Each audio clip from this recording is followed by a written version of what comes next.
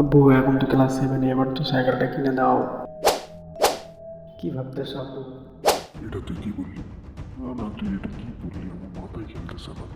তুই জানিস আমার স্কুল 3 কিলোমিটার দূরে ছিল। আমি এক দৌড়ে স্কুলে চলে যেতাম। এই পথের মাঝে একটা বন ছিল, সে বন বড় সাপ ছিল।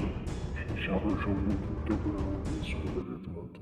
দূর, এগুলো কি বলো? আচ্ছা আমাকে একটা ঘড়ি কিনে দাও, ওকে? ড্রয়ের মধ্যে আমার একটা পুরাতন ঘড়ি আছে, ওটা নিয়ে নে। আমাদের সময় কত পুরাতন ঘড়ি পড়তাম আমরা। ব্যাস, আমার আর কিছু লাগবে না। বাংলাদেশি ব্র্যান্ডস, তাদের কথা যতই বলি ততই কম হবে। রুমের ফ্যান কে চালু করে গেল রে? বিদ্যুৎ বিল তোমাদের বাপ ভরবে। বাংলাদেশি ব্র্যান্ডস, তাই না? তো আমার মায়ের কথা আর কি বলবো? প্রতিদিন রান্না করার আগে আমায় জিজ্ঞেস করবে কি রান্না করবে। মাসু মাছকে বল কি খাবি, তোর পছন্দ মতো খাবার রান্না করব। না না, তোমার পছন্দ মতো রান্না করলেই হবে। বল না বাবা, তুই কি খাবি? আচ্ছা, ডাল খিচুড়ি আনো, রান্না করো। ডাল তো ফুরে গেছে রে, অন্য কিছু বল। তাহলে ফ্রিজ থেকে মাংসটা বের করে মাংসটা রান্না করো।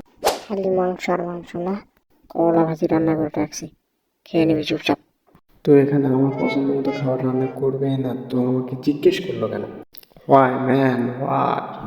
আমার আম্মুর সুন্দর আর একটা গুণ আছে, কারোর সামনে বেজ্জতি করতে খুব একটা দ্বিধাবোধ করে না। আমার বেজ্জতি আর কারো না। ভাবি ভাবি, আমার বাচ্চাটা না খুব শান্ত, কারোর সঙ্গে ঝগড়া করে না, সারাদিন পড়ে, শুধু পড়ালেখাই করে।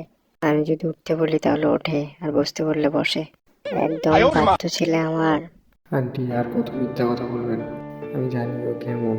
শালামাদারি 1 নম্বর বাটপার। তাই? আর আমার ছেলেটা ভাবি, খুব ভাগ্য করে একটা ছেলে পেয়েছি। এই যে শীত পড়ছে, 2 দিন হলে গোসলই করে না, শুধু খাওয়া দাওয়া আর দুষ্টামি আর টিভি, পড়ালেখার কোনো নামই নেই। কেমনে যে কি করি আল্লাহ জানে।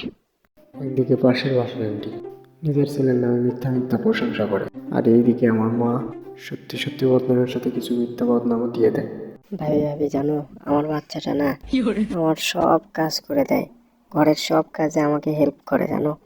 হেরে কপাল। আর এইদিকে আমার বাচ্চাটা সারাদিন খুঁজেই পাওয়া যায় না, কোথায় যে থাকে। মায়ের কাছে হেল্প করা তো দূরে থাকলো, ঘর বাড়ি নোংরা করা এদের 1 নম্বর কাজ। আর মায়ের কাজ বাড়িয়ে দেয় এরা। মাঝে মাঝে ভাবি, বাচ্চা পালতেছি না পশু পালতেছি, কিছুই বুঝতে পারতেছি না ভাবি। এটা জাস্ট ফান ছিল, কেউ সিরিয়াসলি নেবেন না।